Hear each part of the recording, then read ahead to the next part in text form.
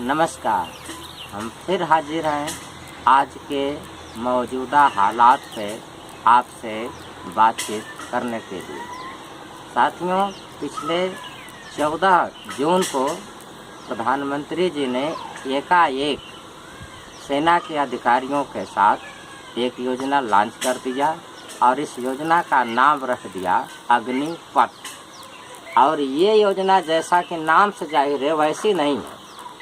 यह अग्नि नाम से ऐसा जाहिर होता है जैसे कि कोई चिंगारी निकलने वाली हो, कोई बुराइयों को चिंगारी में ध्वस्त करने जैसी कोई योजना हो।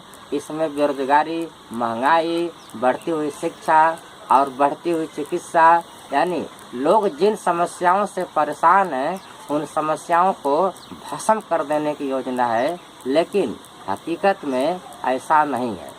यह योजना भी जैसे पहले की योजनाएं थी कि एक एक करके सरकारी सुरक्षा की जो नौकरियां थीं, जिसमें आदमी को बुढ़ापे तक पेंशन मिलती थी, जिसमें उसके जीवन की सुरक्षा रहती थी, ऐसी सभी नौकरियों को धीरे धीरे और अब बहुत तेज़ी से जनता की सुरक्षित संवैधानिक स्थितियों से निकालकर उसे धीरे धीरे पूंजीपति वर्ग के जैसे अडानी है, अंबानी है, इस तरीके के लोगों के हाथों में सौंप देना, उनका गुलाम बना देना।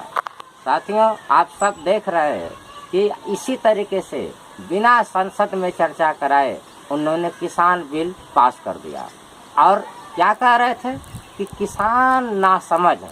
वो थोड़े से ऐसे किसान हैं जो ऐसे अच्छे कानूनों के फायदों को समझ ही नहीं रहे हैं। उनको समझाने की ज़रूरत है। और जब किसानों ने 700 से अधिक अपने साथियों का बलिदान कर दिया और चरम पे पहुंचा, यूपी के चुनाव नज़दीक आ गए, तब सरकार ने उनको धोखा देने की नीयत से उन कानूनों को अभी कुछ समय के लिए वापस ले लिया है।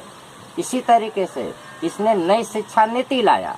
इस नई शिक्षा नीति का मतलब क्या था कि हर सेमेस्टर के साल में 2 बार बोर्ड परीक्षाएं, मतलब कि बोर्ड फीस अब दुगनी हो जाएगी। और क्या कह दिया कि नई शिक्षा नीति जो है युवाओं को कौशल सिखाएगी। किस तरह का कौशल सिखाएगी? आप कक्षा 6 पास करके छोड़ देंगे तो आपको कोई कहेगा कि जाओ चप्पल सिलने की दुकान खोल लो। कहीं 8 पास करके छोड़ दिया तो कहा जाएगा कि जाओ तुम साइकिल पंचर बनाने की दुकान खोल लो, पकौड़ा तल लो, जलेबी छान लो, या किसी बड़े आदमी के दरवाजे पर जाकर एड़िया रगड़ो, कटोरा हाथ में थाम लो। इसी तरीके से इनकी ये अग्निपथ योजना है। इस योजना में क्या कहा जा रहा है? कहा जा रहा है कि 4 साल के लिए युवा सेना में भर्ती होंगे, नौजवान सैनिक बनेंगे और चौथे साल में इनको धक्के मारकर, लात मारकर बाहर कर दिया जाएगा। और क्या कहा जा रहा है कि 20 लाख रुपए उनकी जेब में होंगे। बहुत उनके मंत्री जैसे माननीय राजनाथ सिंह और अनुराग ठाकुर और भी ऐसे कई लोग कह रहे हैं कि ये योजना युवाओं के भविष्य के लिए, उनके स्वर्णिम भविष्य के लिए बहुत आवश्यक है। और उनके जो कलम घिसो बिके हुए जो पत्रकार हैं वह प्रिंट मीडिया में और चैनलों पे लगातार उस योजना की खूबियां गिना कर इस योजना को तो युवाओं को हाथों हाथ ले लेना चाहिए। आप सोचिए, पहले क्या था कि एक बार आप सेना में भर्ती हो गए तो आपको नौकरी की चिंता नहीं करनी थी। आप अगर जान भी दे देते तो आपके परिवार की सुरक्षा है, आपके बीवी बच्चों की सुरक्षा थी। इन सारी सुरक्षाओं को इन्होंने एक धक्के से वापस खींच लिया, एक धक्के से युवाओं को बाहर कर दिया, यह कहते हुए कि जब 4 साल बाद ये रिटायर हो जाएंगे बिना पेंशन के, बिना किसी ग्रेच्युटी के, तो ये बैंकों में जाएंगे, पुलिस में जाएंगे, या और अडानी अंबानी जैसे कंपनियों के गेट पे जाएंगे, वहाँ सिक्योरिटी गार्ड बनेंगे और तरह तरह से इनको सुविधाएं मिल जाएंगी, अग्निवीर का सर्टिफिकेट लेकर जाएंगे। लेकिन क्या और युवा तब तक नहीं सामने आ जाएंगे? भारत युवाओं का देश है। करोड़ों बच्चे हर साल बड़े हो जा रहे हैं जिनको नौकरी की तलाश है। क्या ये जो 4 साल के बाद रिटायर होंगे सिर्फ यही रहेंगे? अगर इनको प्रियॉरिटी देंगे तो बाकी लोगों का क्या होगा? या अगर आप सोचा जाए तो पुलिस में तो सबसे पहले होमगार्डों को प्रियॉरिटी मिलनी चाहिए, क्योंकि पुलिस के साथ ही वो ड्यूटी करते हैं और पुलिस की सारी एक्टिविटी से वो वाकिफ होते हैं, प्रैक्टिकल में उनके साथ ही रहते हैं। तो आप अगर आपको प्रायोरिटी देनी थी तो उनको पहले देकर दिखलाते। इसी तरीके से बहुत सारी चीज़ें हैं। यह देश कोशिश कर रहा है एक लंबे संघर्ष की तरफ जाने का। युवाओं का जो आज का आक्रोश है उसे ज़रूरत है सही दिशा में मोड़ने की। उनको समझाने की ज़रूरत है कि अग्नि पथ नहीं, क्रांति पथ का रास्ता चुनो, संपूर्ण बदलाव का रास्ता चुनो। देश की तरक्की युवाओं के भविष्य के साथ खिलवाड़ करके नहीं की जा सकती।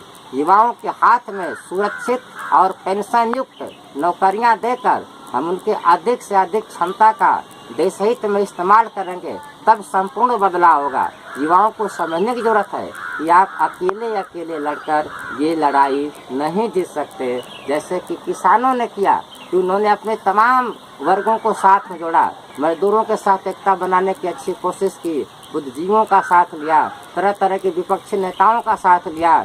इसी तरीके से आपको पूरे देश में अपना संदेश देना चाहिए कि जो भी परेशान तबका है, जैसे मजदूरों के खिलाफ कानून पास हुए कि 12 घंटे का काम वो करेंगे उतनी ही तनख्वाह में, मालिक जब चाहे तब मजदूरों को फैक्ट्री से निकाल दे, उनके हित में जो कानून थे उनको वापस ले लिया। उसी तरीके से किसानों के खिलाफ इन्होंने साजिश रचा, बिजली महंगी किया, जुताई महंगी किया, खाद में 5 किलो बोरी पीछे वजन कम कर दिया, सिलेंडर के साथ धोखा किया। वो सिलेंडर एकाएक 730 रुपये की वृद्धि करके अब 22 रुपये में कनेक्शन लेने की बात किया। अब बहुत से लोग जो हैं फ्री कनेक्शन भरवा नहीं सकते। इन्होंने शिक्षा के साथ चिकित्सा को महंगा कर दिया। तो ये सारे परेशान तबके के जो लोग हैं उनको, युवाओं को अपने साथ जोड़ना होगा और उनको एक दिशा अपनी तय करनी पड़ेगी। इस तरीके से स्वच्छंद तरीके से देश की जो संपत्ति है उसके साथ तोड़फोड़ करने से, उसको नुकसान पहुंचा देने से हम अपने पैर में कुल्हाड़ी मार रहे होते हैं। आपको जो सत्ताधारी नेता हैं, जो विपक्ष के नेता हैं जिम्मेदार, इनके घरों को घेरना चाहिए। आप इनके दरवाजे पर शांतिपूर्ण तरीके से धरना दीजिए, इनका घेराव कीजिए, इनको मजबूर कीजिए कि आपके दुख दर्द को ये समझें,